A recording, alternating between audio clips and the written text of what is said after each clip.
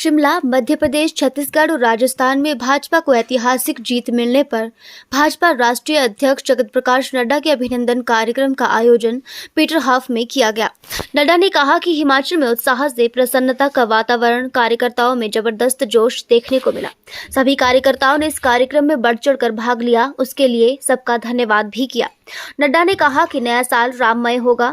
राम ने जैसे सभी मर्यादाओं का पालन किया, इसी प्रकार भाजपा का प्रत्येक कार्यकर्ता भी राम की तरह मर्यादित रूप से जनता की सेवा करते हुए देश को सशक्त बनाएगा।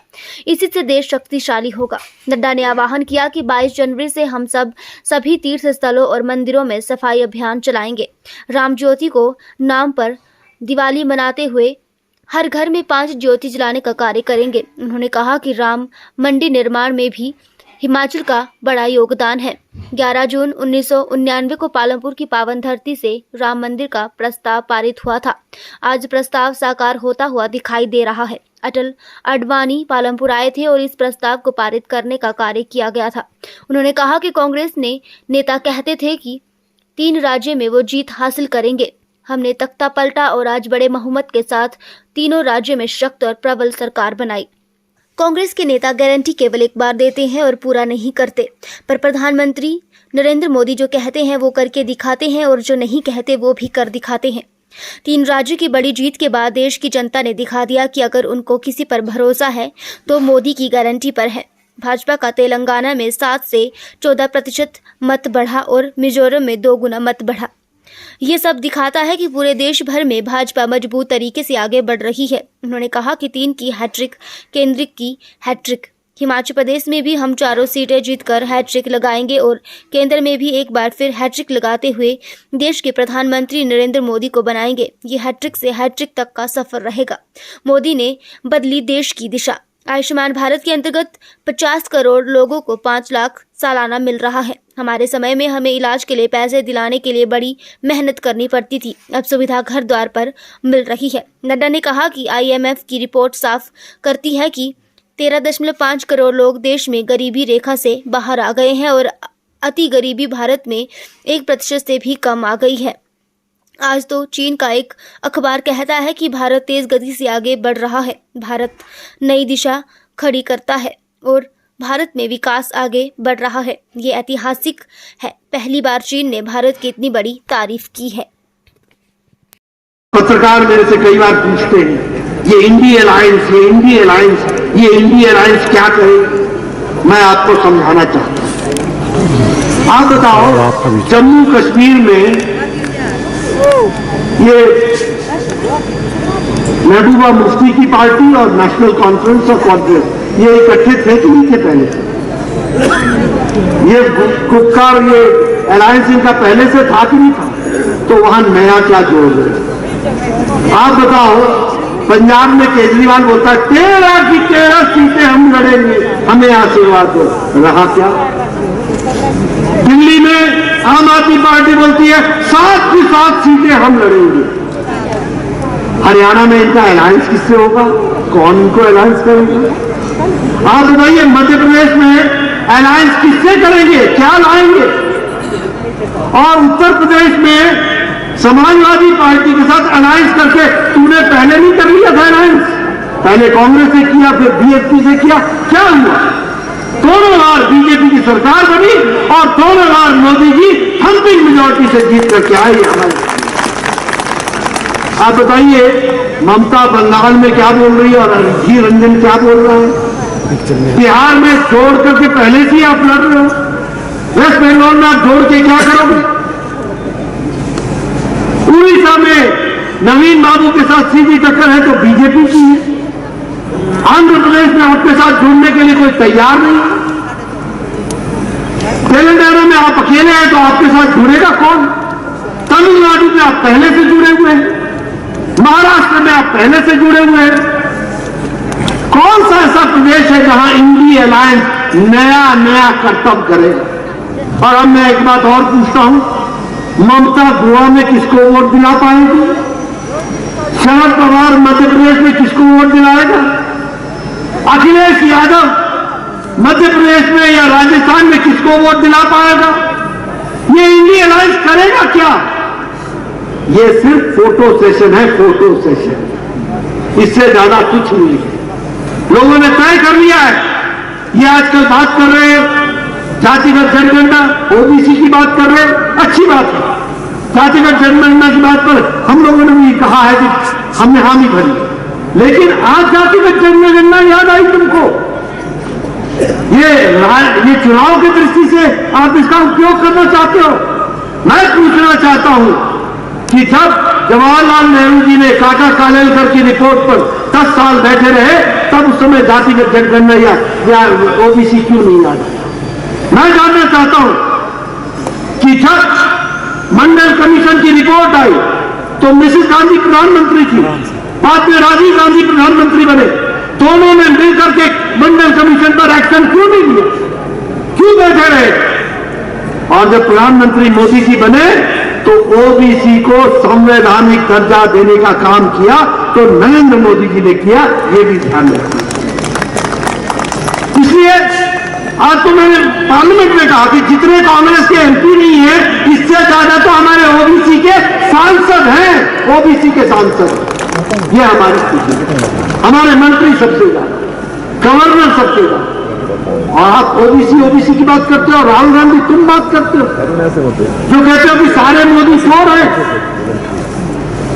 आप जातिगत रूप से किसी को गाली देते हो और फिर कहते हो कि मैं माफी न मांगू, और ओबीसी को गाली देते हो और एक बार नहीं अनेकों बार गाली देते हो, और फिर बोलते हो कि मैं माफी न मांगू, और तुम ओबीसी के चैंपियन बनते हो।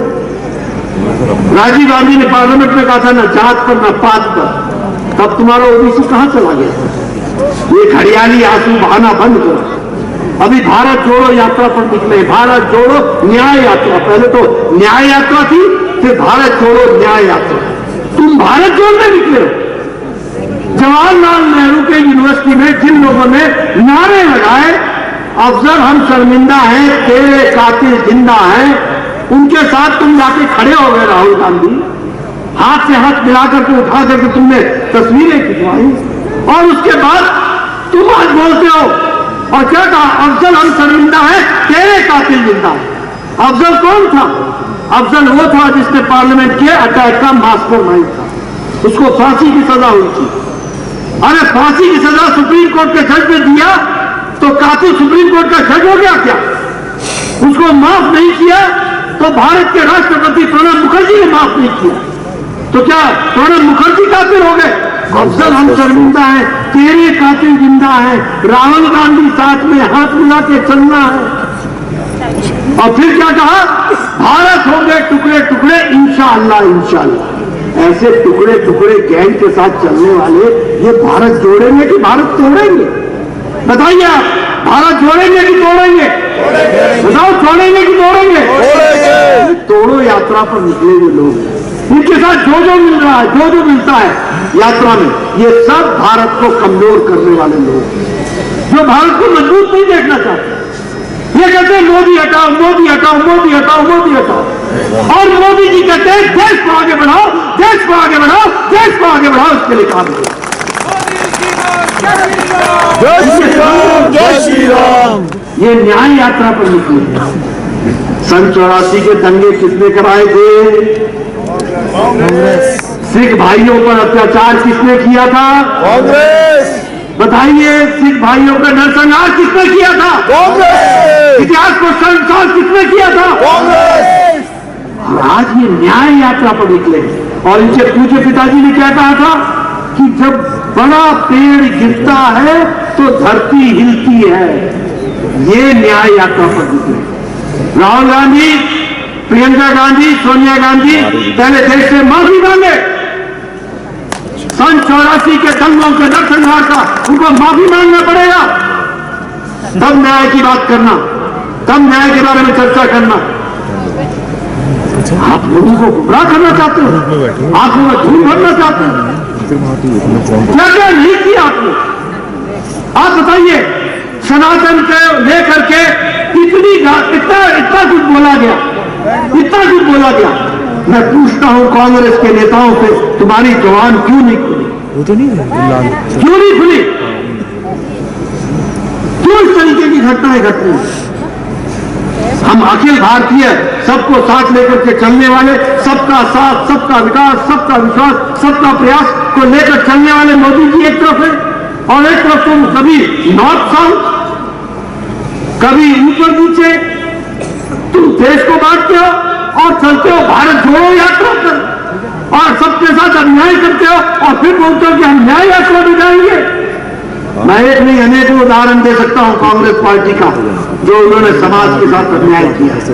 आप बताइए, लोग इतिहास में भूल जाते हैं। प्रधानमंत्री मोदी जी ने 14 अगस्त को तय किया है कि वो हमारा वो अपना विध्वंस का उसको याद करने का दिवस, जो हमारा उसको हम लोगों ने तय किया कि जिस तरीके से 14 अगस्त को हमारा देश विभाजित हुआ था, उस समय भारत को न्याय की आवश्यकता थी, तो आपने देश विभाजित कर दिया और आज आप न्याय यात्रा पर निकले हो। कौन कौन सी घटनाएं सुनाएं आपको? मित्रों, मैं एक ही बात आपको कहना चाहता हूं, आपका ज्यादा समय नहीं लूंगा, लेकिन इतना जरूर कहना चाहता हूं कि देश सुरक्षित है और विकास और विकसित भारत की ओर बढ़ रहा है, तो मोदी जी के नेतृत्व में बढ़ रहा है, ये हमको समझना। और एक बड़ी बात आपसे नहीं करना चाहता, लेकिन मुझे यहां पर सुनने को मिला ट्रेजेडी आई पिछले साल। हम सब लोग दुखी थे, हम सब लोग दुखी थे। मुझे याद है मैं 20 अगस्त को आया था, मुझे याद है मैं 22 अक्टूबर को आया था, मुझे याद है मैं लगभग सितंबर महीने में भी एक बार आया था। एक बार मैं मंडी गया, मनाली गया, मैंने त्रासदी देखी। एक बार मैं सिरमौर गया, शिमला आया, यूनिवर्सिटी गया, मैंने सारी त्रासदी देखी।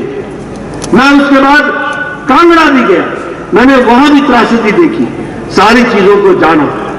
और मैं गौरव के साथ कह सकता हूं कि पहली बार जब आए तो 180 करोड़ रुपए दिया गया, दूसरी बार आया तो 180 करोड़ रुपए दिया गया, तीसरी बार आया तो 400 करोड़ रुपए सिर्फ सड़कों की मरम्मत के लिए दिया गया, और उसके बाद फिर अलग से हमने 189 करोड़ रुपए प्रधानमंत्री मोदी जी ने भेजे। पहली बार आया तो मोदी जी ने 180 करोड़, दूसरी बार आया तो मोदी जी ने 180 करोड़, तीसरी बार आया तो मोदी जी ने 400 करोड़, और चौथी बार आपको प्रधानमंत्री मोदी जी ने 189 करोड़ भेजे।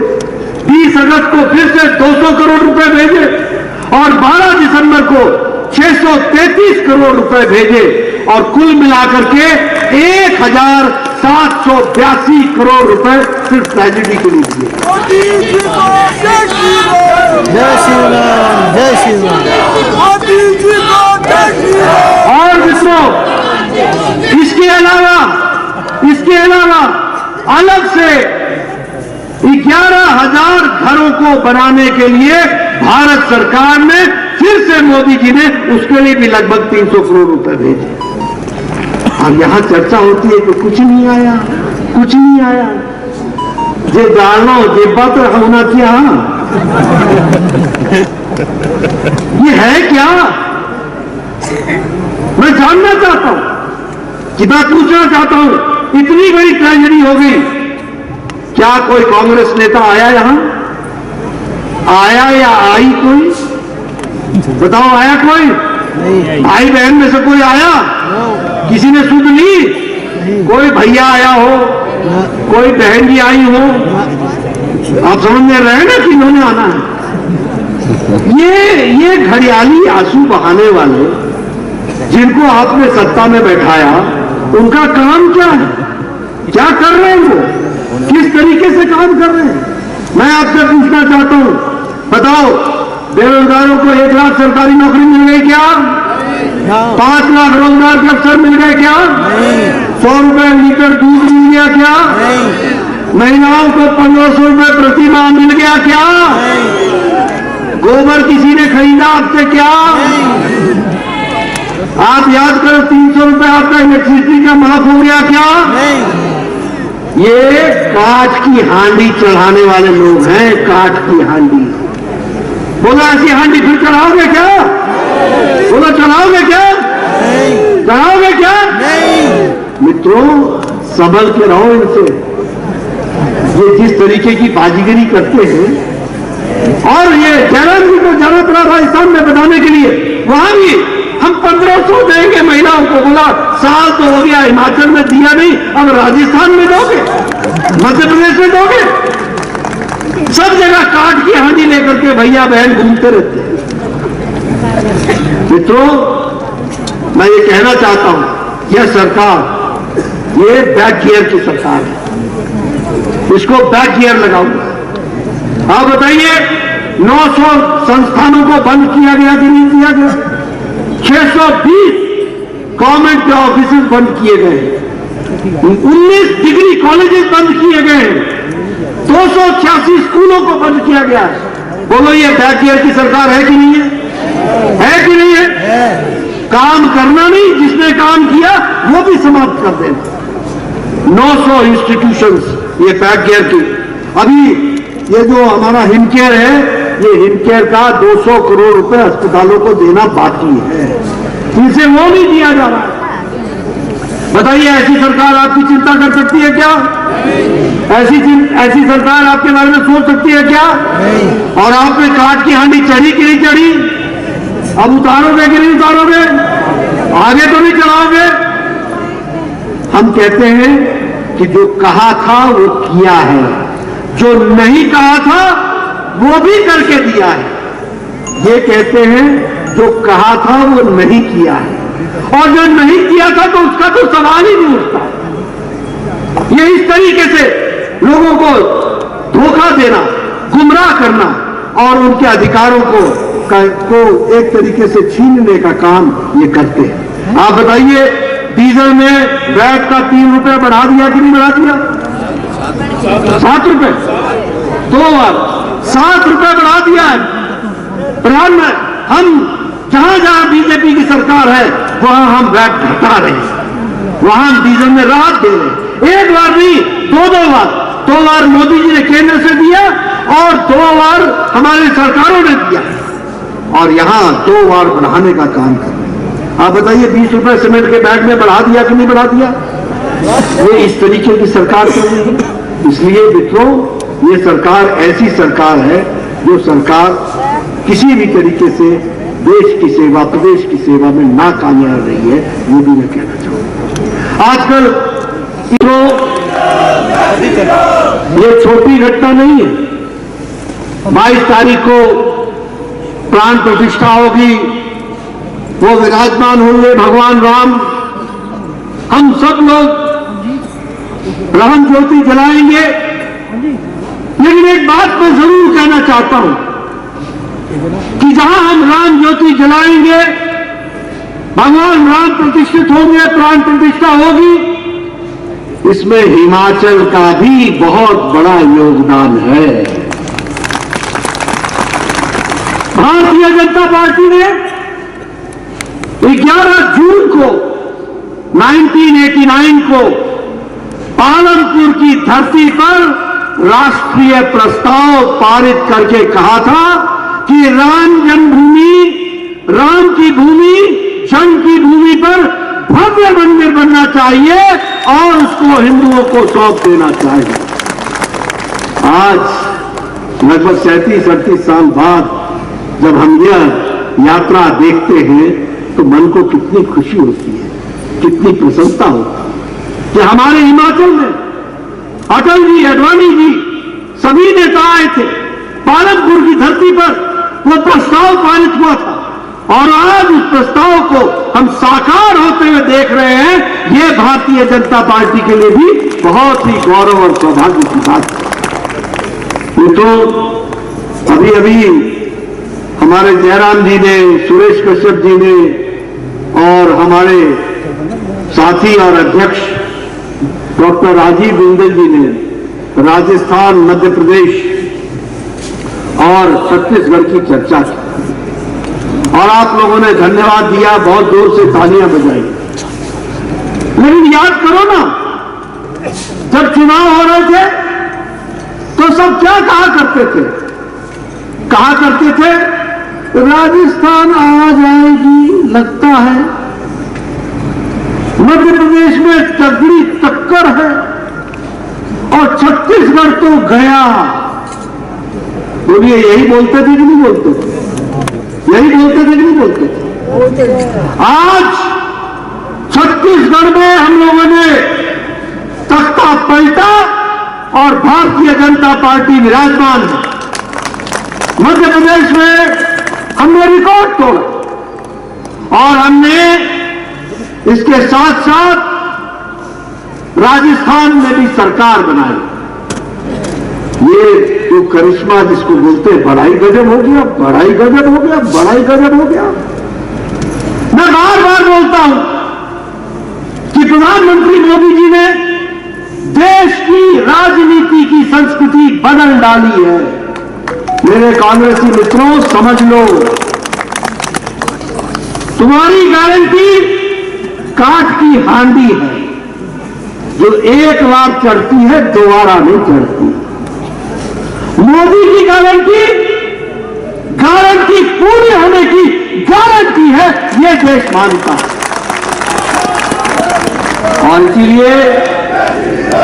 इसीलिए आप सब कुछ कहते रहे, आप सब कुछ सोचते रहे, लेकिन राजस्थान की जनता ने, मध्य प्रदेश की जनता ने, छत्तीसगढ़ की जनता ने कमल पर मोहर लगा करके मोदी जी की गारंटी को, देश सेवा को अपने तरफ से पूरी ताकत से गारंटी दी है। ये हमको समझना चाहिए। और यही नहीं है, तेलंगाना में हमको 7% वोट आए थे, अब हमको 14% वोट आए। हम 1 एमएलए थे, हम 8 एमएलए हो गए। मिजोरम में हम 1 एमएलए थे, हम 2 हो गए। हमारा प्रतिशत बढ़ा। भारतीय जनता पार्टी क्षणे क्षणे आगे बढ़ रही है और हर जगह बढ़ेगी। और ये 3 की हैट्रिक आने वाले 2024 की केंद्र की हैट्रिक की गारंटी बनती है। इसको भी हमको समझना है।